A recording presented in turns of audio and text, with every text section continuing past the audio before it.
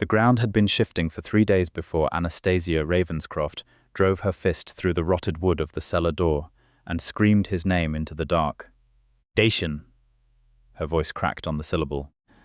The old ruin of Velthar House crouched on the edge of London's outer district like a wound in the earth, its stones black with centuries of rain. Its iron gates twisted inward as though something had pushed through them from the inside, trying to get out, or been pushed back in from the outside, trying to keep something in. The difference mattered. Anastasia had been a detective long enough to know that direction of force told the whole story. She had been told he was dead, the official report, filed by a representative of the vampiric Consulate of the United Kingdom, stamped with the crimson wax seal of House De Vries, stated that Lord Dacian De Vries, Duke of the Northern Bloodlines, had perished in a territorial dispute on the evening of October the 14th. The report was 3 sentences long. It had been placed on her desk by a man with white hair and silver eyes, who had not blinked once during their entire conversation, and who had told her, in a voice so calm it bordered on threat, that her investigation into vampire affairs was concluded. She had thanked him politely and driven directly to Velthar House. That had been 72 hours ago. She had not slept, she had barely eaten. She had worked through 2 flashlight batteries, 1 broken lockpick, and a sprained left wrist that she had wrapped in her own scarf and refused to think about. The forensic photographs she had taken were spread across the passenger seat of her car, pinned under a thermos of cold coffee, and every single one of them told the same forbidden story. The collapse pattern of the ruin's lower chamber was not structural failure. It was deliberate. Something or someone had buried the lower vault with precise and calculated force from above, packing the entrance so completely that a casual investigator would see only natural decay. Anastasia Ravenscroft was not a casual investigator. She was the only licensed human consultant retained by the vampiric Consulate, a distinction that had taken her 4 years, 2 near-death encounters, and 1 extremely tense legal battle in a court that did not officially exist. She knew vampire architecture. She knew blood law. She knew that when a Duke of the Northern Bloodlines disappeared, the protocol demanded a witnessed dissolution ceremony, a formal record of final transition, and the filing of succession papers within 48 hours. None of that had happened, which meant Dacian was not dead, which meant he had been buried alive. The thought sent a cold bolt of something that was not quite fear and not quite fury straight through her sternum, and she dropped to her knees in the rubble, hands moving with trained precision, shifting stone after stone in the November dark. She had known him for 14 months. Their first meeting had been, in the vocabulary of neither romance nor professional acquaintance, a disaster. He had appeared in her office without an appointment, without so much as a knock, simply materializing in the chair across from her desk, as though the laws of solid matter were a courtesy he occasionally observed when he felt like it. White hair pulled back at the nape of his neck, sharp jaw, eyes the precise color of old amber that seemed to hold light the way a coin holds warmth after being gripped in a fist, present even when the source was gone. He had been wearing a dark coat that probably cost more than her monthly rent, and he had looked at her the way very old, very powerful creatures sometimes look at humans, not with contempt exactly, but with the careful, measuring attention of someone assessing whether you are worth the expenditure of their attention. She had looked back at him steadily and said, "You are 14 minutes early, and I charge extra for unannounced visits." Something in his expression had shifted, just slightly, like a door moving a centimeter on its hinges.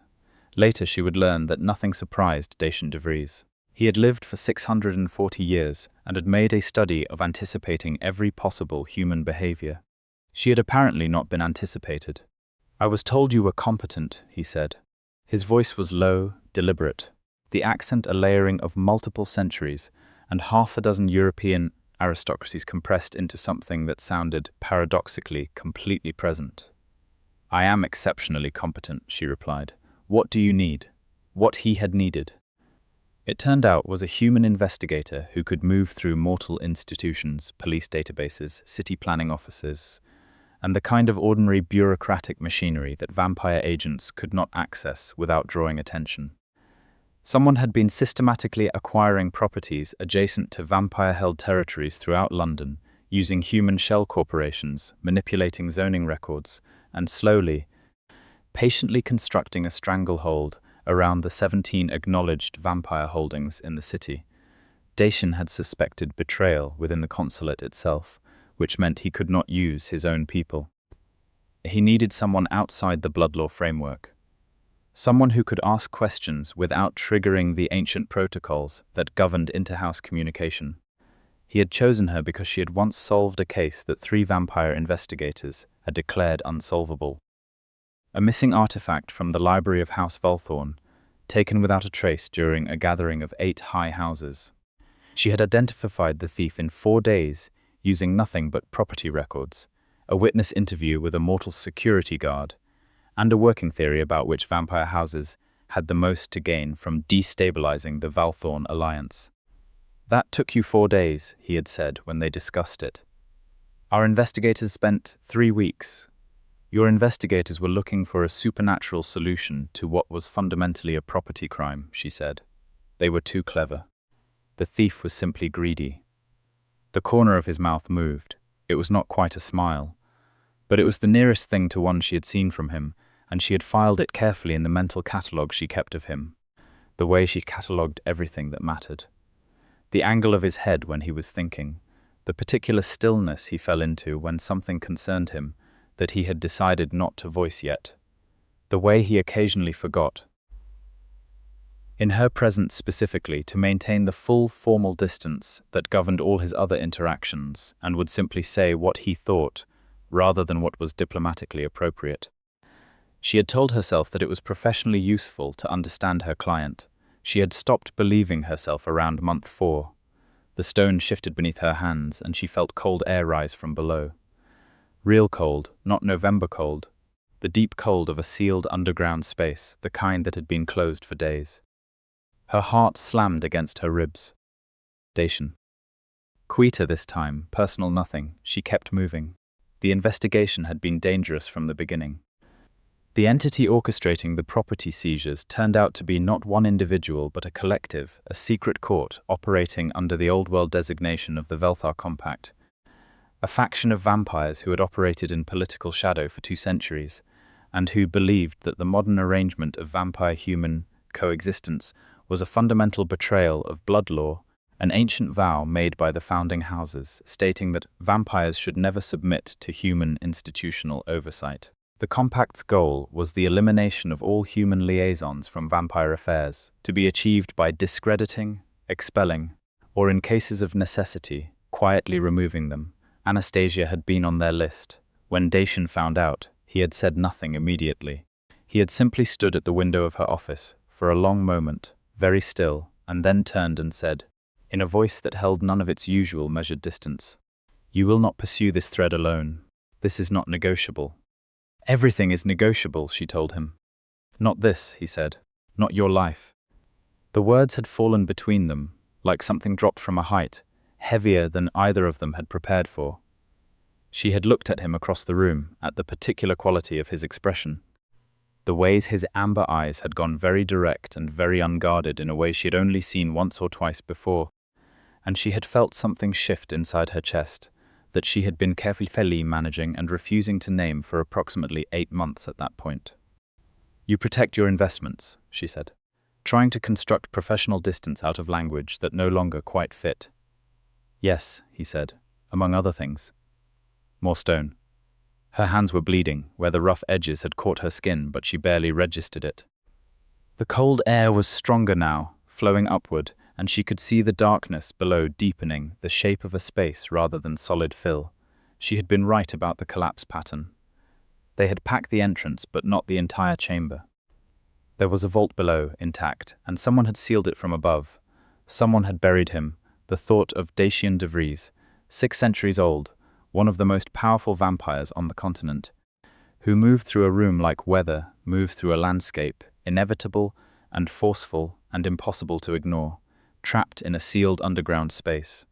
That thought did something to Anastasia that was entirely beyond professional concern. that went straight to the raw and unguarded place inside her that she had been protecting since the age of 7, when she first learned that the world did not reliably keep the people you loved safe. She had not said the word love even inside her own head yet. She was aware she was now saying it. She moved faster. 6 weeks ago, the investigation had reached its crisis point. Anastasia had identified the central figure of the Velthar Compact, a vampire named Malachor Vane, who was, in an additional layer of danger and betrayal, a senior advisor within the Consulate itself. Malachor was old, subtle, and patient in the way that only centuries of practice could make someone, and he had been systematically constructing a trap for Dacian, using the investigation that Dacian himself had commissioned as the mechanism. Every piece of information Dacian had gathered about the Compact's property maneuvers had been fed to him through carefully prepared channels, true enough to be credible, but shaped to lead Dacian to a specific conclusion: that the Compact's headquarters was the old vault beneath Velthar House. It was a trap. It had been designed by someone who understood exactly how Dacian's mind worked, who knew that his instinct, when danger threatened someone under his protection, was to move toward it rather than away, to place himself between the threat and the threatened, rather than wait for the threat to come to him. Someone had exploited his honor. Used his protectiveness as a weapon. Anastasia had realized this 4 days ago, 48 hours as after Dacian had received the false intelligence, and 24 hours after he had disappeared. The consulate report had been filed within 6 hours of his disappearance. Malachor's handiwork, swift, bureaucratically airtight, designed to close the investigation before it could be opened. Anastasia had stood at her desk reading the report, 3 sentences long, and had felt something cold and absolute settle through her like iron finding its level, the kind of determination that did not require emotional noise. That was simply a fact of the self, immovable. She was going to find him. There was no alternative version of events that she was willing to inhabit. The opening broke, stone gave way, and she was suddenly looking down into darkness, real darkness, vault darkness, 10 feet below her.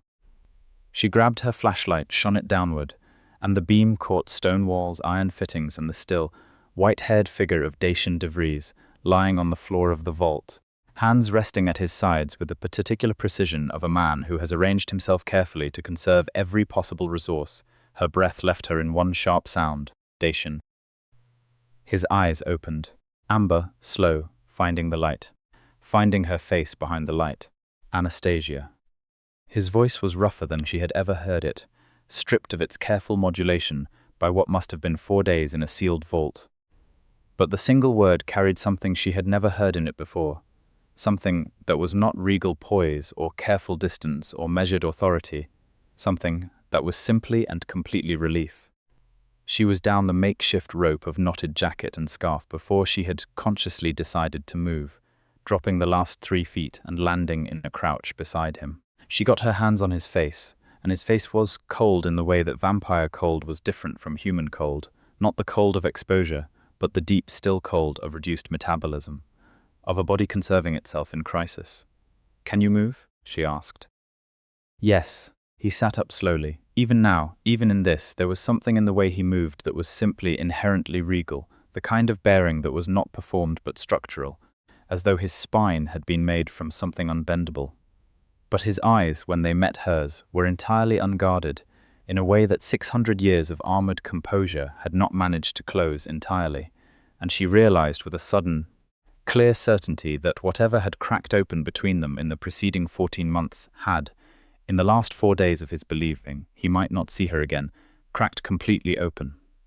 "Who?" he said. "Malachor Vane."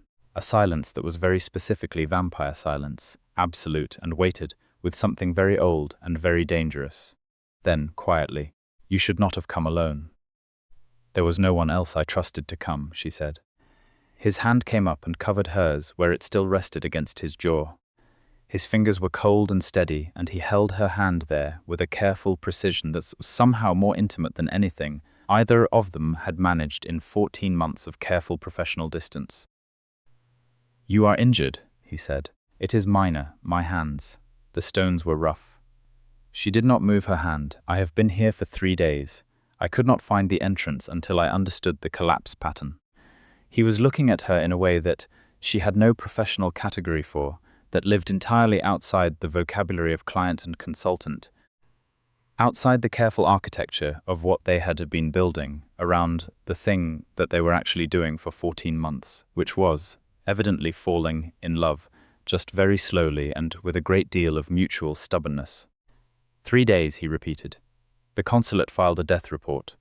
They told me the investigation was concluded, and you chose not to accept that. I chose not to accept that, she agreed.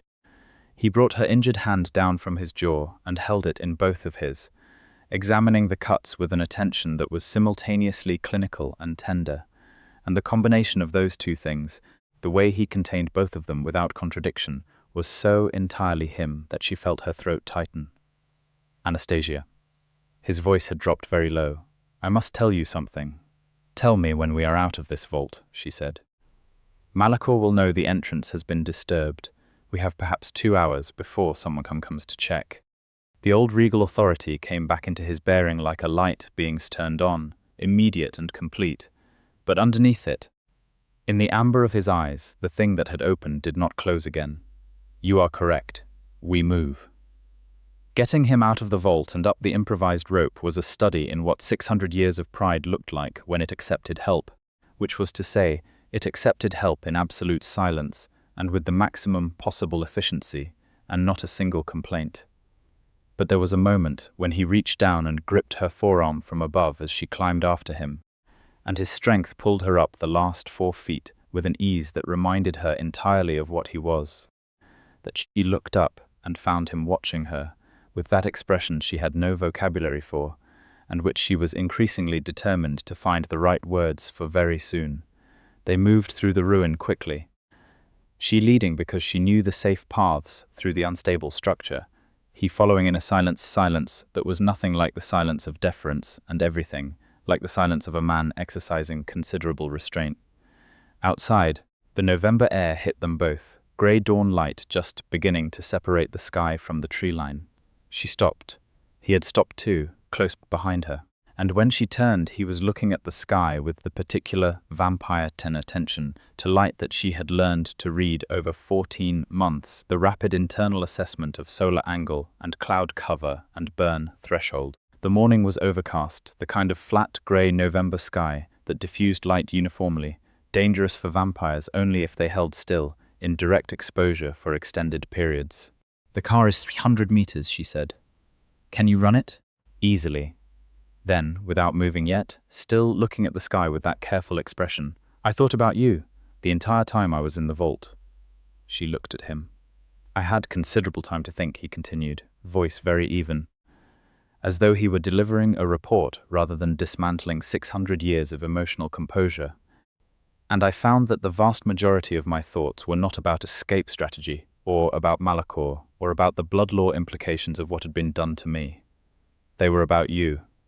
Whether you would know to look here, whether you were safe, whether I had been sufficiently clear at any point in the 14 months of our association about the degree to which you matter to me. The grey dawn light was very still, nothing moved. You had not been, she said, sufficiently clear. No, he met her eyes. I am aware I find that I am now extremely motivated to correct that failure. Malachor first, she said. Yes, the regal quality was entirely back now, layered over something that had not gone away and was not going to. Malachor first.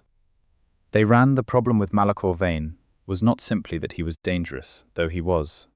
Not simply that he was embedded within the Consulate's own structure, in ways that would take careful, surgical work to untangle, but that he had centuries of political intelligence, and had almost certainly anticipated that Dacian might be found. The death report was designed to create a specific institutional outcome, a succession procedure that would, once initiated, have significant momentum.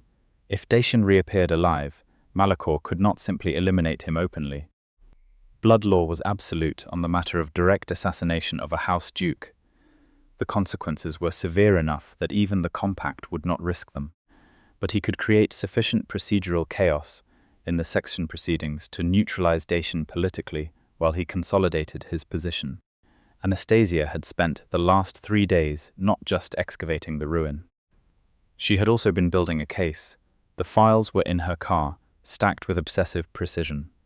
Property records showing Malacor's fingerprints on every acquisition in the Compact's property network, cross-referenced with Consulate meeting records that placed him in position to receive the intelligence that Dacian had gathered, combined with the forensic photographs of the vault that established deliberate sealing rather than structural collapse, and the single most important piece of evidence she had found at the bottom of a very determined trawl-through, a satellite consulate database that she was technically authorized to access, but had accessed in a rather aggressive interpretation of that authorization.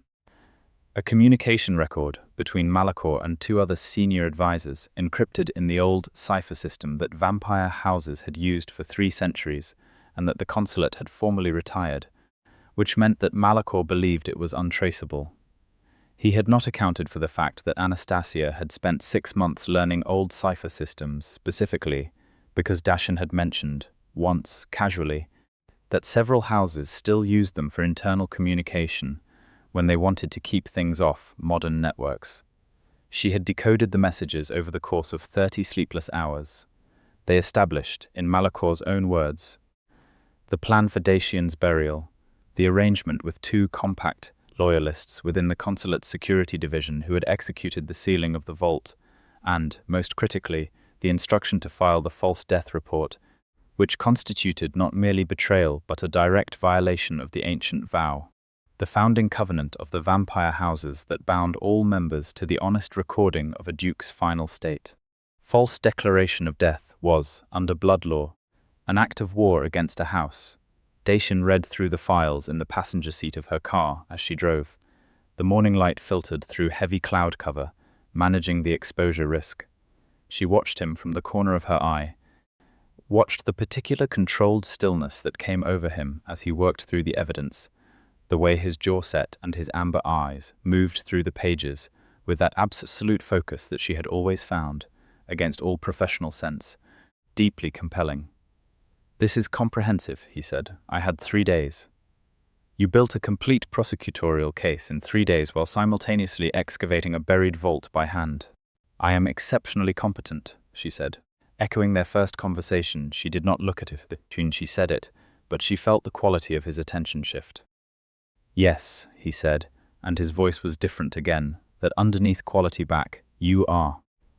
They drove to the secondary location, a safe house in East London that Dacian maintained outside the Consulate's knowledge, a narrow terraced house, behind a street of warehouses that looked entirely unremarkable from the outside and contained, inside, what she could only describe as a very old person's idea of modern comfort, all clean surfaces and good furniture, and the kind of quiet that felt curated rather than natural. She had been there once before, 6 months ago, when they had needed a secure location during a particularly tense phase of the investigation. She had noticed then that there were books everywhere, which should not have surprised her about a 600-year-old academic but somehow did, and that he made very good coffee, which surprised her considerably more. He made coffee now, moving through the kitchen with the calm efficiency of someone who had had centuries to learn how to perform ordinary tasks with complete competence, and brought 2 cups to the table where she was sitting and reviewing her files one more time. He sat down across from her and looked at her hands. The cuts were minor, but they looked worse now in proper light than they had in the vault. Dark with dried blood, several of them deep enough to have benefited from attention they had not received. "May I?" he said. Not quite a question. She spread her hands on the table. He cleaned and bandaged them with a focused, unhurried care that said something she was filing alongside every other thing she had filed about him over 14 months. The touch was clinical at first, and then simply gentle, and he held her hands a moment after he had finished with the last bandage, not cleaning, not treating, simply holding them in his, which were still cooler than her temperature but warming now, the deep vault cold metabolizing away as he recovered. "I need to contact Aldrich," he said. "He is the only member of the senior court I trust completely. Lord Aldrich Vassenthorn, Chancellor of the Eastern Houses, the oldest active vampire in the British Consulate at nearly 8 centuries, who moved through every room like accumulated history, and who had looked at Anastasia, the first time they met, with the expression of a man who has seen everything and found very little of it surprising, but who was experiencing mild surprise now. He had asked her, once, what she thought of Dacian. She had said, "He is the most principled person I have ever worked with." Aldrich had said, "Interesting. He said something similar about you." She had thought about that for approximately 3 weeks before she had managed to file it somewhere that did not interfere with her working concentration. Dacian made the call while she organized the evidence into presentation order.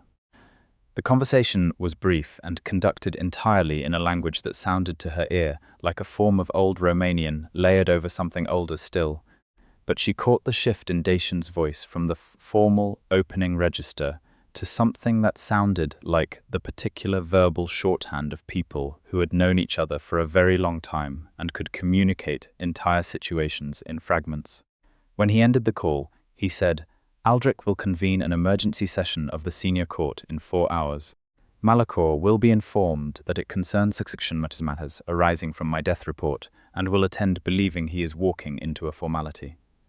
He will not know I am there until I am there, and the evidence will be presented by the one human consultant retained by the Consulate who has jurisdictional standing to present forensic findings before the senior court and whose testimony carries the same formal weight as a house witness under the revised protocols of 1987.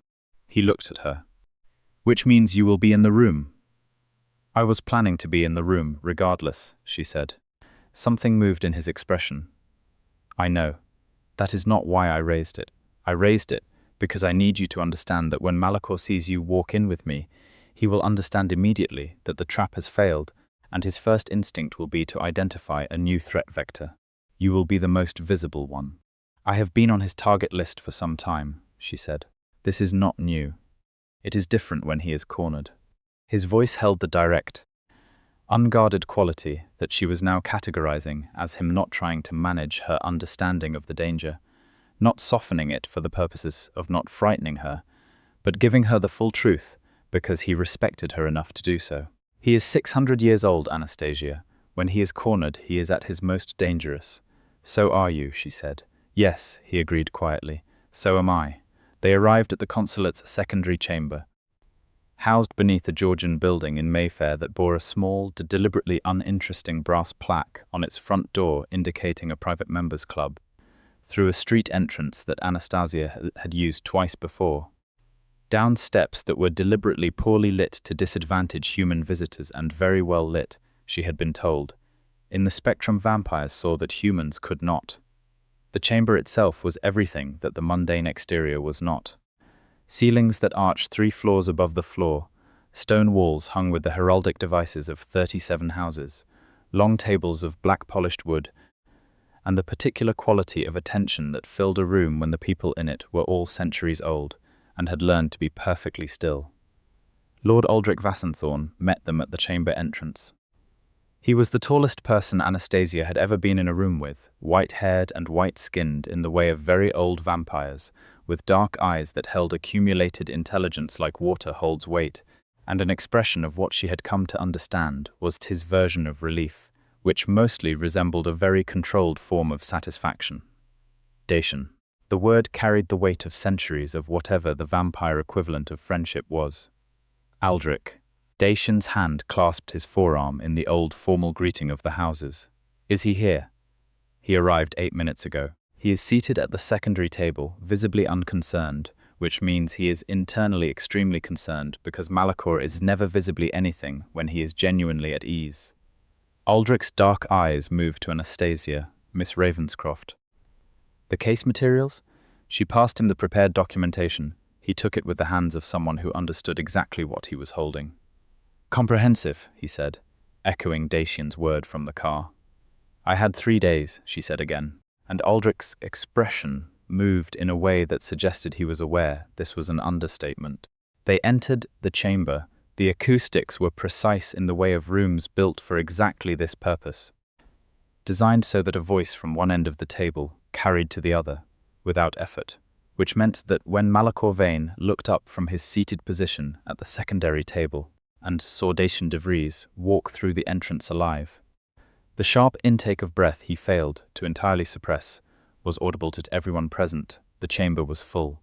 12 members of the senior court, all of them ancient, all of them still, and every single one of them watching Malacor's face with the attention of people who had spent centuries learning to read faces. Dacian crossed the chamber at the pace of someone who has nowhere urgent to be and who owns every inch of floor he walks on. He took his seat at the head of the primary table, which was his by blood right, and looked at Malacor across the length of the room with amber eyes that held nothing warm. Malacor recovered. He was very good. Any human observer would have seen an expression of shocked relief.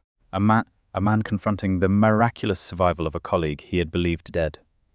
But Anastasia was not a casual observer, and she could see, in the micro-expressions that centuries of political performance had not entirely eliminated, the precise calculation happening behind Malacor's eyes as he assessed the room and found his options narrowing in real time. Lord De Vries. Malacor's voice was smooth, rich, carefully modulated. He had the kind of voice that had been used, she imagined, for centuries of sophisticated manipulation. This is extraordinary, The report stated a falsehood, Dacian said. Simple and absolute. Filed under your authorization as senior advisor of record, which is, under blood law, a direct violation of the ancient vow. I was given false information by Miss Ravenscroft. Aldrich's voice cut across Malacor's precisely. You may present the evidence. She stood. The chamber was perfectly quiet. That absolute vampire, quiet that she had learned not to find unnerving, but that still registered in some animal part of her nervous system as the silence before a very large and dangerous thing moved. Every white-haired, amber or silver or dark-eyed face in the room was angled toward her, and she was aware, in a way that was no longer strange to her, that she was the only human present, the only warm body in a room full of people who had outlived civilizations. She presented the case clearly, and without embellishment, the way she would have presented any case. The property records, the communication intercepts, the forensic evidence from the vault, the cipher-decoded messages in Malacor's own words that established his direct instruction to seal a living duke in an underground vault and file a false declaration of his death. She spoke for 12 minutes. No one interrupted. When she finished, the silence held for a long moment. Then Lord Vassenthorn said, in the voice of someone reading a verdict that has already been written by the evidence itself, the materials before this court establish, to the standard required under the revised protocols of 1987, which require forensic evidence sufficient to satisfy both vampiric blood law and human institutional legal standard, that Malacor Vane committed the act of false declaration, the act of deliberate entombment of a sitting duke, and the act of conspiracy against the consulate's institutional integrity. Under the ancient vow, these acts collectively constitute a renouncing of house standing. Malacor stood abruptly. The two senior court members nearest to him were on their feet before he had fully risen, which told Anastasia everything she needed to know about what they had all anticipated. You cannot present human evidence in this chamber as binding under blood law, Malacor said, and the smooth richness was gone from his voice entirely now, replaced by something cold and old and genuinely dangerous.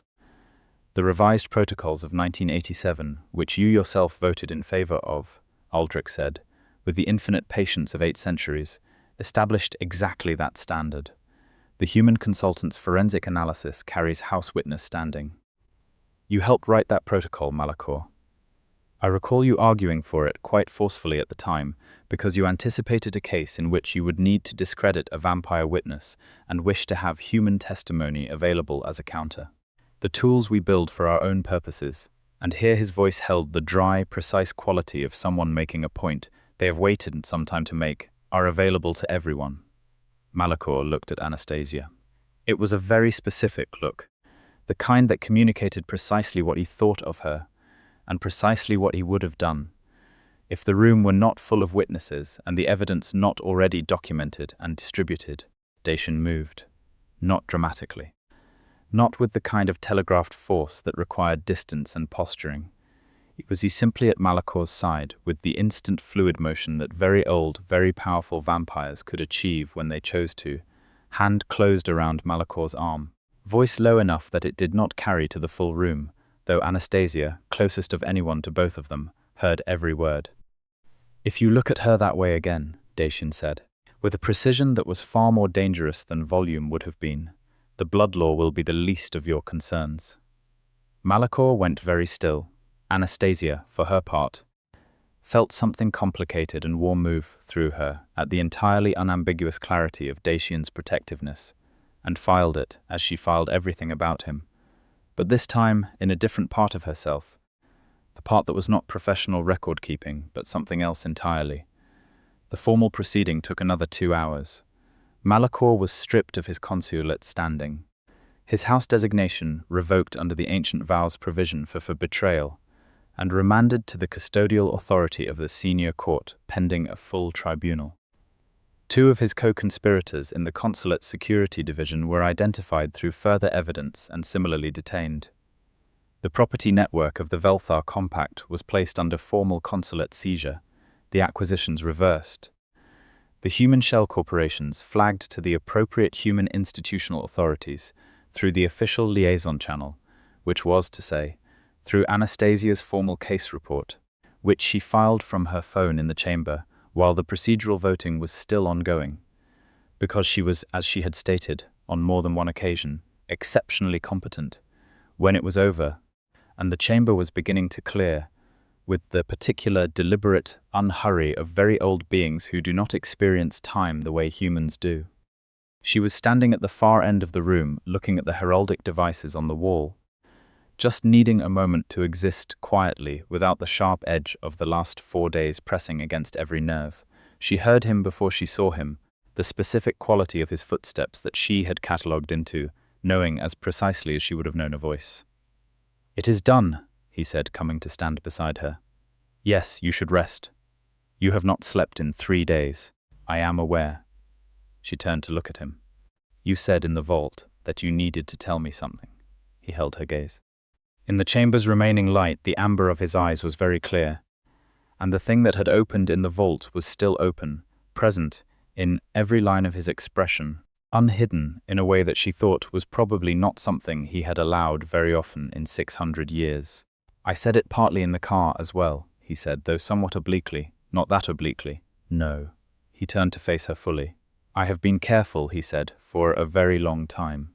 With you specifically, because the consequences of being careless felt for the first time in a considerable number of centuries genuinely significant. I did not want to compromise what we had built professionally. I did not want to impose something on the working relationship that you did not want there. You should have asked," she said, "rather than deciding for me what I wanted." The corner of his mouth moved. That particular movement, that almost smile that she had catalogued the very first day, and which now did something entirely different to her than it had 14 months ago. "You are correct," he said. "I should have. I am asking now." He paused. "What do you want, Anastasia?" She looked at him for a moment, at this person who was 640 years old, and somehow, underneath all of that, in the moments when the centuries of composure moved aside, simply himself, direct and principled and unexpectedly, genuinely funny, in a way that was so dry it took a few seconds to catch, and deeply, quietly honorable in ways that she had been adding to her catalogue since the first week, and who had, in the last 4 days, thought about her while he was buried in a vault in the dark with no certainty of survival. "I want," she said, carefully and clearly, "not to pretend any more that this is only professional." Something shifted in his entire bearing, not a relaxation exactly, but a release. A dropping of a weight that she realized he had been carrying with visible composure for a very long time. He reached out and took her bandaged hand, the same careful grip as the kitchen table that morning, but with nothing clinical about it now. "Then we will not pretend," he said. They did not kiss in the chamber. That was not the place for it, and both of them understood that. But he did not let go of her hand as they left, and when they walked out through the chamber entrance into the corridor, Ulrich Wassenthorn, who was standing near exited with a document that did not require his active attention, but at which he was directing a very focused expression that communicated plainly he was choosing not to look at them, said, without looking up, 14 months, Aldrich, Dacian said. "I am simply noting," Aldrich said, "that it was 14 months. He paused. "I had said 13 to Vesna. She had 16. I owe her a considerable sum." "You made a wager," Dacian said, with the patient tone of someone who has known someone else long enough to find their behavior both genuinely irritating and deeply affectionate. "We made several," Aldrich said. He finally looked up, his ancient dark eyes moving between the two of them with that mild surprise at surprise expression. "It is good that you are alive, Dacian. It is also good that she found you." His gaze settled on Anastasia with the weight of 8 centuries. "It is good that you did not stop looking." "I was never going to stop," she said. Aldrich's expression moved into something that was absolutely a smile, restrained and antique and genuine. "No, I know. That is why I bet on 13. It was late afternoon by the time they reached the safe house again, the November sky darkening early toward evening. Anastasia sat at the kitchen table with a cup of tea that Dacian had made without asking, because he had been paying attention for 14 months and knew she would want tea after the coffee had run its course. And she was very tired in the way that the body becomes after running on adrenaline and purpose, and the specific fuel of refusing to accept an outcome you cannot live with. And now that the outcome had been refused and the alternative established, the tiredness had arrived to collect what it was owed. He sat across from her, not with documents this time, just present, and for a while they sat in the particular quiet of two people who have said something true and do not need to immediately fill the air after it. "Tell me something," she said eventually, "about being 640 years old. Tell me something I would not expect." He considered this with the seriousness he brought to everything worth taking seriously. "The most surprising thing about living for this length of time," he said, "is not the history or the loss, though both of those are considerable. It is how many things remain genuinely interesting. I expected at some point to find that I had exhausted the interesting qualities of the world. I have not." He paused. "You are an example." She looked at him over her cup. "I am an interesting thing you have not exhausted. You are the most interesting person I have encountered in approximately 2 centuries, he said. "And the 2 before you were both considerably older than you, and one of them had lived through the fall of 3 empires, so as you understand the standard is not low." She felt a laugh move through her, a real one, the loose and unguarded kind. "That is either a remarkable compliment or a very complicated one." "Both," he said. The almost smile was there again, but fuller this time, and she filed that in a category that was not professionally useful and was entirely personally essential. "You should sleep." "I should," she agreed. "I will, in a moment." She looked at him. "When the tribunal is finished and the compact is fully dismantled, what happens to your position in the consulate?" "Malacor's removal creates a considerable vacancy in the advisory structure. There will be a period of reorganization." He met her eyes with that directness that she had come to understand was specifically reserved for conversations where he had decided to give the full truth. "I will likely be more occupied with consulate affairs for some months. The political restabilization of 17 House alliances is not a brief undertaking." "And the investigation?" "Our investigation is concluded." He held her gaze. "Which means your formal retainer with the consulate would naturally reach its end. Unless," and something shifted in his expression, careful but not retreating, "you wanted to negotiate a new arrangement." "What kind of arrangement?" "One that is not restricted to a single investigation. A formal standing position as the consulate's permanent human forensic liaison, with full institutional authority, consulate backing, and access to all the relevant archives and databases."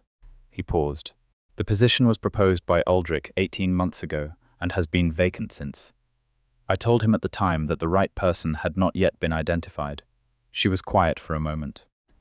"When did you decide the right person had been identified?" "Approximately 5 weeks after you began working on the original investigation," he said. "I did not raise it because I was already struggling with how entirely unprofessional my reasons were for wanting you in a permanent capacity in any context." The word permanent landed in the kitchen with a specific and comfortable weight. "I accept," she said. The relief in his expression was very quickly replaced by the controlled composure, but she was very good at her job, and she had seen it, and it went directly into the most important category of her mental catalogue, the one she had been building in secret for over a year, and which she could now allow herself to acknowledge, was the category labeled things Dacian De Vries does that confirm he is exactly who you think he is. She did sleep, eventually. In the room he had shown her to with the grave courtesy of someone who had been raised in an era when hospitality was a formal and serious matter, and who had never entirely shed it, and she slept for 11 hours without dreaming, which was the sleep of someone who has been running on refusal for 72 hours, and has finally permitted themselves to stop. When she woke, the house was quiet in the particular way of late morning, and there was coffee on the kitchen table and a note beside it written in handwriting that was distinctly 600 years old in character, precise and slightly archaic in its letter forms, that said, "I have gone to the consulate to begin the procedural filings. The coffee should still be warm. The Aldrich wager was 13 months, 2 weeks. For the record, I did not participate in the wager because I was the subject of it, but if I had, I would have said 11 months. I was being cautious. She held the note for a long time. Then she poured the coffee, which was still warm, and opened her case files. Because the Compact's property network was going to require a significant amount of human institutional follow-up documentation. And she was, after all, now the Consulate's permanent forensic liaison, and there was a great deal of work to do. The weeks that followed were, in some ways, the busiest of her professional life, and in other ways, the quietest of it.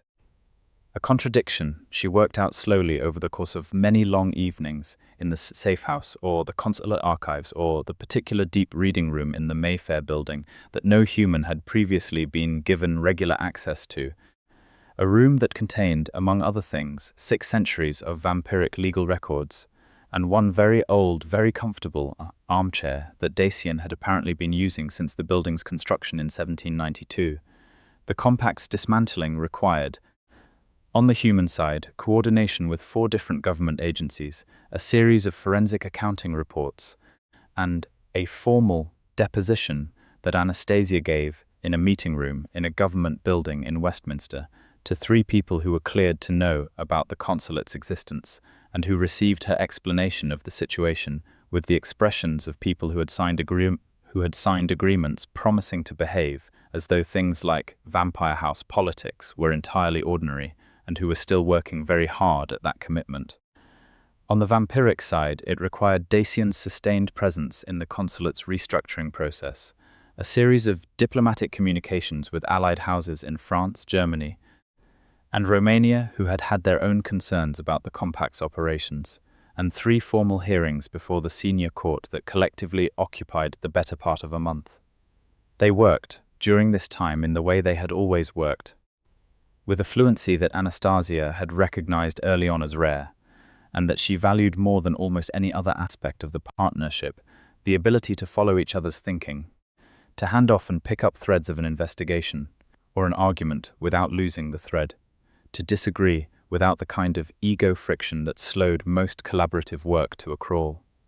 He was better than her at the long political strategic view, at reading the ancient motivations of people who thought in centuries. She was better than him at the immediate forensic specifics, at the human institutional landscape, at identifying the logical gaps in a theory that presented as coherent. They were, as she had noted clinically in the early months and now noted with a warmth that she no longer tried to manage away, very well suited. The things between them that were not professional developed in the way that things develop when both people involved are, respectively, a meticulous forensic detective and a 600-year-old duke with a strong preference for precision and clarity over ambiguity. With intention and with honesty, each admission offered carefully and received with corresponding care. He told her, one evening when they were working late in the consulate archive and the building was empty around them, that he had not allowed himself to think of anyone as specifically important to him, in the sense that he now meant, since a time 2 centuries ago that he described with the careful brevity of old pain, and that the experience of caring about her safety during the investigation, particularly in its final dangerous phase, had been both the most inconvenient thing he had felt in 200 years, and, with the distance of a few weeks, the most significant. She told him that she had known precisely that something had changed in her understanding of what they were to each other during an encounter 8 months ago, when a member of the Compact's outer organization had made an indirect threat against her, and Dacian had become. In the space of about 30 seconds, a completely different quality of dangerous than she had ever seen from him, focused entirely inward and entirely cold, and that she had spent the subsequent 2 months telling herself it was professionally interesting that she had found that protective response appealing rather than frightening. Was it? He asked. Professionally interesting? No, she said. It was personally very interesting, and I was not ready to deal with that. And now? Now I am ready to deal with it, she said. He kissed her then, finally, in the Consulate archive at 11:45 at night, surrounded by 6 centuries of vampiric legal records. And it was not like any single thing she had tried to anticipate it might be. It was careful and then not careful, and warm in the particular way that warmth means something different when it comes from someone who runs cooler than human and is giving you what warmth they have, and it was also simply completely itself, which was the quality she valued above everything, that whatever Dacian De Vries was at any given moment was entirely what he actually was, and not a performance of it.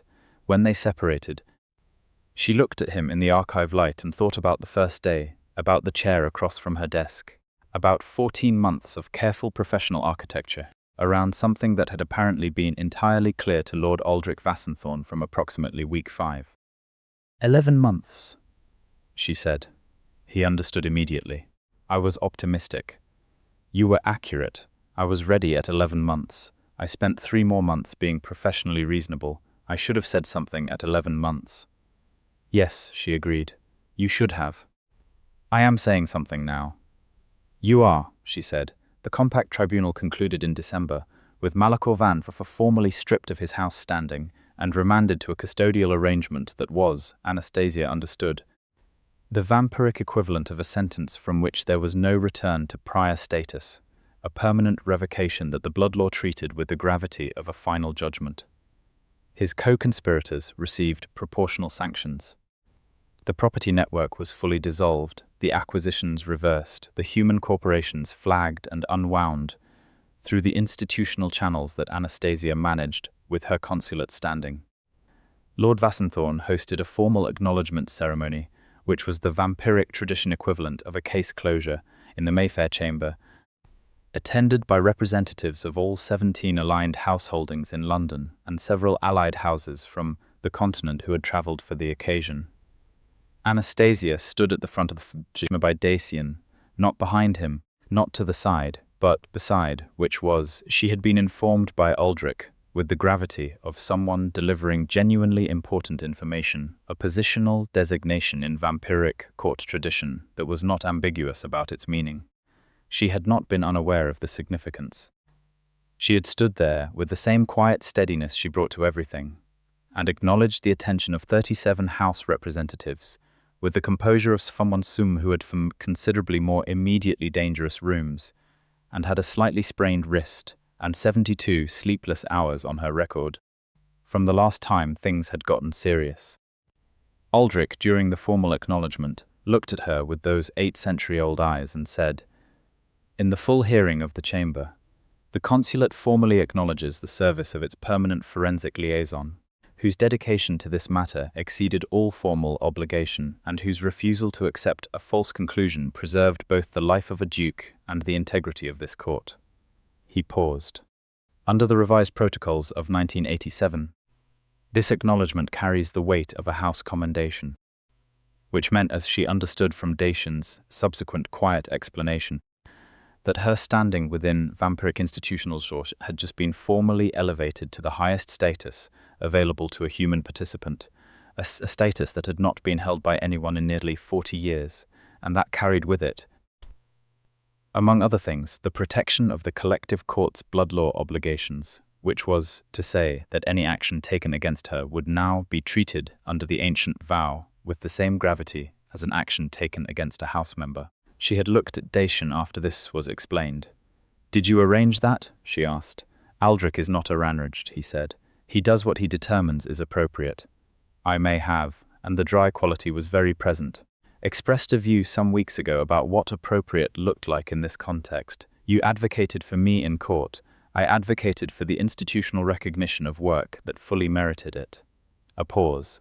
"And yes, for you specifically." "Dacian." "Yes." Thank you. The almost smile was entirely not an almost smile by this point.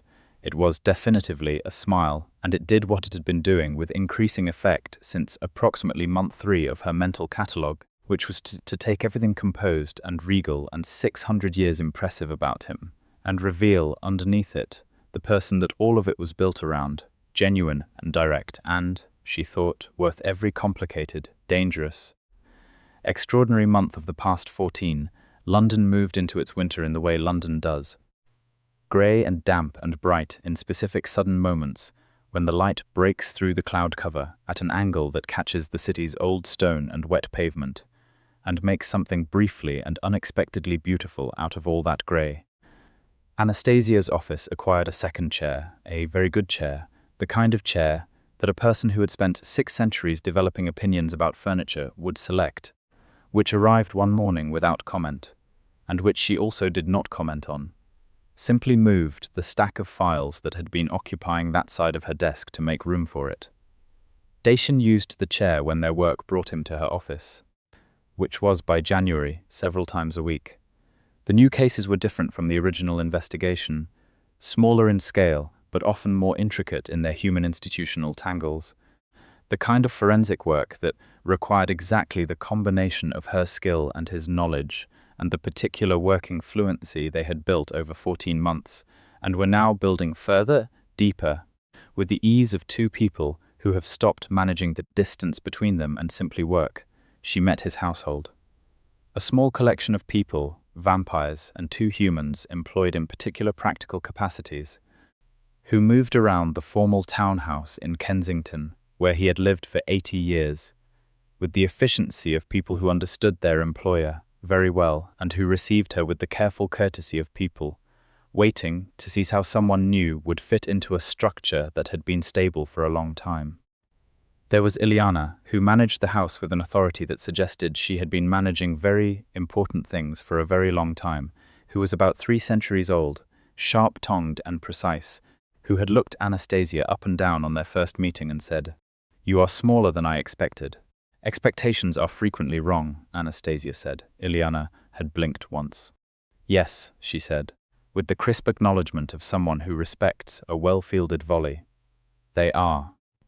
By their 3rd meeting, they were working together on the household's archive inventory with the collaborative efficiency of 2 people who are both extremely organized and recognize it in each other, and Dacian had observed this development from across a room with an expression that combined visible amusement and what she was increasingly certain was something that could, without exaggeration, be called happiness. She had not seen him happy before the vault.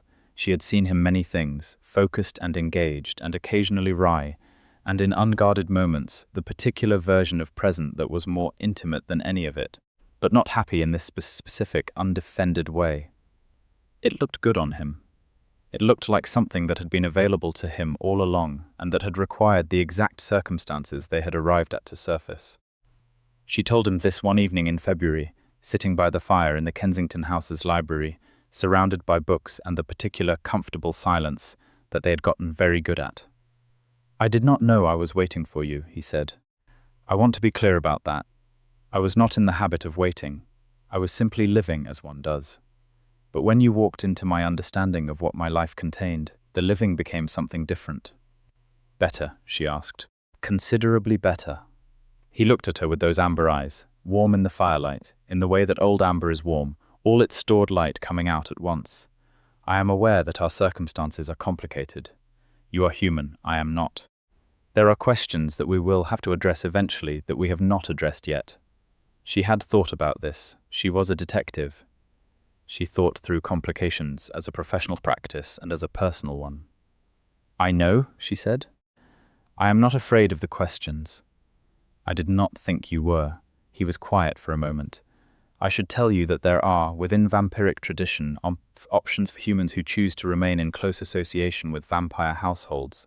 Formalizations that exist specifically because this situation, while uncommon, is not unprecedented. None of them require immediate decisions.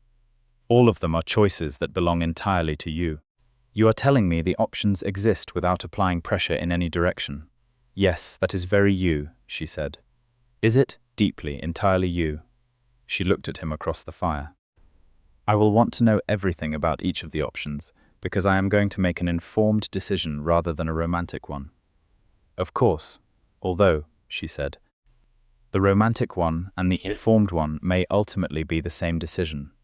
He reached over and took her hand with the same gentle, deliberate quality he had shown over the kitchen table 4 months ago, and she turned her hand over in his and held it. And the fire was warm, and the library smelled of old books and coffee, and the particular clean, cold quality that he carried with him, that she had entirely stopped finding strange, and had entirely started finding comforting. And London was outside in its wet February, and the Consulate was 4 kilometers away with its 37 heraldic devices and its 8th-century-old Chancellor, who was owed money by Lady Vesna of House Varenne because Anastasia and Dacian had taken 14 months instead of 16. Tell me about the options, she said, he told her. He was thorough and precise and honest about the implications of each, about what they required and what they gave and what they cost, in the way she had come to rely on from him. The full truth offered clearly because he respected her enough not to soften or select. She listened with the same focused attention she brought to everything important, filing and cross-referencing and noting what she needed to think further about. It took 3 hours. Ileana brought tea at hour 2 without being asked, because she understood what long evenings in the library required, and departed again with the tact of someone who knows how to move through important moments without disturbing them.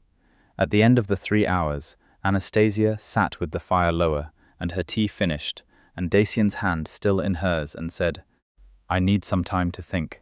As long as you need, he said, not impatient, not anxious, simply present.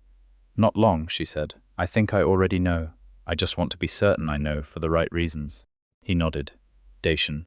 She looked at him. I need you to know that, regardless of what I decide about the options, what I feel about you is not conditional on any of them. That is already decided. That was decided somewhere around 11 months ago, and I was just professionally reasonable about it, for longer than necessary. His expression did the thing it did now, that full and undefended thing, and he lifted her hand and pressed his mouth to the back of it with a formality that was old and entirely sincere, and that she felt from her knuckles to her sternum. I know, he said. She made her decision 2 weeks later. Having thought it through, with the methodical care she brought to decisions that mattered, having read everything in the Consulate archive that was relevant, having asked Aldrich 3 pointed questions that he answered with the directness of someone who finds pointed questions respectful, and having arrived at a conclusion that was both informed and entirely romantic, and as she had anticipated. The same thing she told Dacian on a Sunday morning over coffee, which was appropriate, because the kitchen and coffee was where she was most herself, practical and direct, no ceremony or architecture required. She told him what she had decided and why. She was clear and complete. He was quiet for a long moment after she finished. Then he said, Are you certain? I am a forensic detective, she said. I am never uncertain when I have completed the analysis. The smile, the full one. 640 years old, and still capable of looking at her like she was the most unexpected and excellent thing that had happened to him in a very long time. Then, he said, and the formality came back into his voice, but warm now. Personally warm rather than professionally formal, I would like very much to discuss the details. The spring came to London in the way spring comes to a northern city. Slowly, and with repeated reversions to grey, before the green finally establishes itself. But by April the parks were showing colour, and the light was coming at new angles through the windows of the Kensington Library and Anastasia's office. And the city had the particular quality of a place that has been through its difficult season and emerged with everything intact.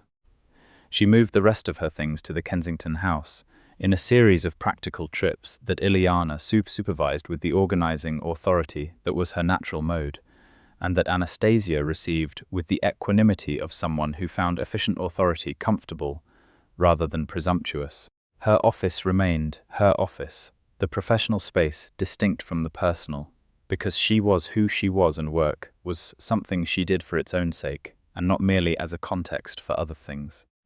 But the end of the day reliably brought her back to the house, to the fire and the library and the coffee, and the particular quality of the silence between two people who had found, after months of careful and occasionally exasperating navigation, exactly where they were with each other. The consulate cases continued. There was always something, because the intersection of vampiric and human institutional life was genuinely complicated and required ongoing management, and Anastasia was very good at the management and found genuine intellectual satisfaction in it. She and Dacian worked together in the way they had always worked together, fluently and well, with the added dimension that there was nothing being carefully managed between them anymore. No professional distance being constructed and maintained. Just two people who trusted each other, entirely working toward things that mattered to them both. Lord Vassenthorn observed all of this with what he would have described as professional satisfaction, and what was, in fact, the deep pleasure of someone 8 centuries old who has seen a great many outcomes and recognizes a good one when it finally arrives. He said to Anastasia at a consulate event in the spring, in the tone of an aside that was in fact a formal acknowledgement, "You were right when you first told me what you thought of him. He is the most principled person you had ever worked with. He is the most principled person I have ever known," she said, which is a different and larger statement. Aldrich looked at her with 8 centuries of accumulated understanding. "Yes," he said, "it is." He paused. "He would say the same of you. He has, in fact, on at least 4 occasions in this building, to people who were not expecting to receive a character endorsement for a human consultant during what they had anticipated were routine administrative conversations." She thought about Dacian De Vries, who had spent 640 years being regal and dominant and dangerous and deeply, utterly honorable, telling people in administrative meetings that Anastasia Ravenscroft was the most principled person he knew. She thought about the vault. She thought about the kitchen table and the bandaged hands, and the 3 hours of options explained without pressure because he respected her choices entirely. She thought about the archive at 11:45 at night, and the chair in her office, and the way he said her name, Anastasia, always the full word, never shortened, because he was who he was, and the full word was what he meant, and 14 months, she said to Aldrich. 11, he said. If we are being accurate about when it was actually decided rather than when it was actually said. 11 months, she agreed. I should have bet on 10, Aldrich said. I was being conservative. She laughed, the real and unguarded kind. And across the room, Dacian, who had been in conversation with 2 House representatives, and who had the peripheral awareness of someone 600 years old, who always knew where she was in a room, looked over with those amber eyes, and the expression that was not the almost smile, and not being managed into anything. Just him simply and entirely himself, finding her in the room and being glad.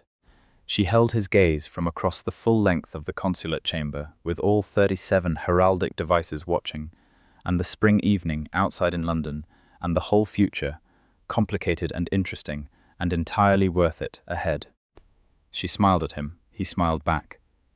And that was, Anastasia Ravenscroft thought, collecting every piece of evidence she had ever gathered about what mattered, and arriving at the only conclusion the evidence supported, exactly enough.